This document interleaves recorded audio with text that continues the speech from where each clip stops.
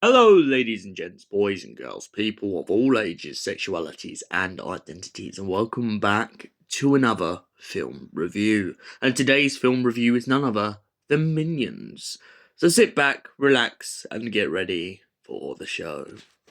The Minions are a dying species. They have lived for many a century.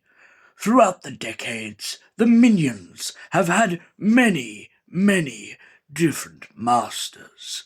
From the ferocious T-Rex to the early cavemen, to Napoleon's army and the French Revolution. They have had conquerors, kings, and evildoers at their side. But over the years, each and every one of their masters has faced an interminable fate. And so the Minions find themselves locked in captivity, maybe at the edge of extinction, and so they must go looking for a brand new master. On their journey it leads them to the wicked and wild VillainCon, in which they come across a lady like no other, a lady who's evil, a lady who's badass. And her name is none other than Scarlet Overkill. Yes, Papaya. They go and fight for Scarlet, as she hires them to essentially steal the crown jewels. But after they succeed with this, it kind of backfires when Bob decides to become king. Bob and his friends then try to make it up to her by basically trying to give her the crown. But she's not satisfied with that, and she's not satisfied the fact that he's abdicated in the parliament so that she can take over as ruler. They try and torture the Minions down in the basement, but when that doesn't work, the Minions manage to escape. During Scarlet's coronation, the three Minions try to interrupt and steal the crown back from her. Feeling absolutely appalled at what she's done to the country, they try to do it as a mercy to everyone else. However, during the foot of the chase, the two of the Minions get captured, and one of them goes into a pub to find the great late Lizzie. Lizzie mocks the Minions and says that they stole her crown and her coronation, so now they should live with it. But when she gets her crown back, she does pretty much thank them with a couple gifts. Meanwhile, Scarlet Overkill gets frozen by Gru, who turns up with a freeze ray that he had most probably bought off of Dr. Nefario or been given.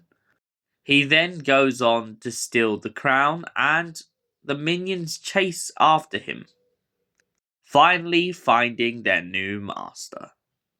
So, the Minions movie. What did I like about it? Or, more to the point, what should I say? What did I love? I love the concept of the Minions not entirely revolving around Gru. I've always felt when I first watched Despicable Me, this idea that I wondered where the Minions had come from. I'd always wondered whether Gru had bought them and it was something out of order. So to be getting this justification that the Minions chose Gru is so much more interesting, and it's so much more nicer to look at, because it kind of shows that Gru isn't necessarily using them as slaves. Instead, they're family to Gru.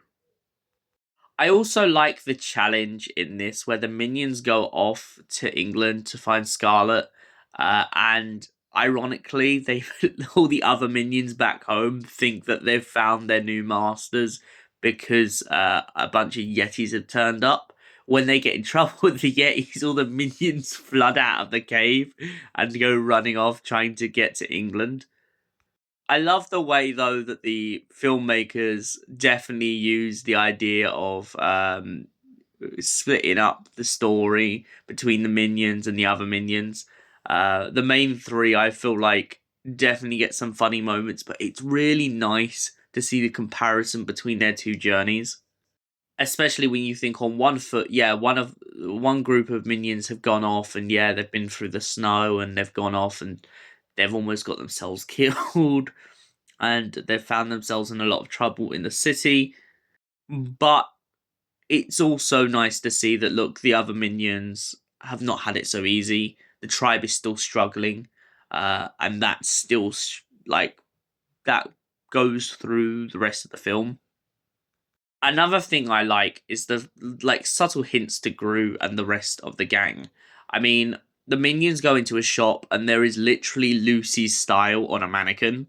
Then they go to VillainCon and Gru just conveniently is standing behind them, talking to Dr. Nefario or watching him as he blasts his freeze ray.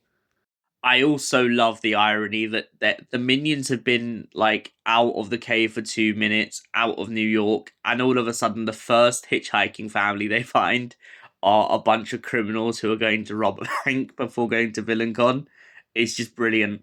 So overall, what do I rate the minions? Well, it's a solid story.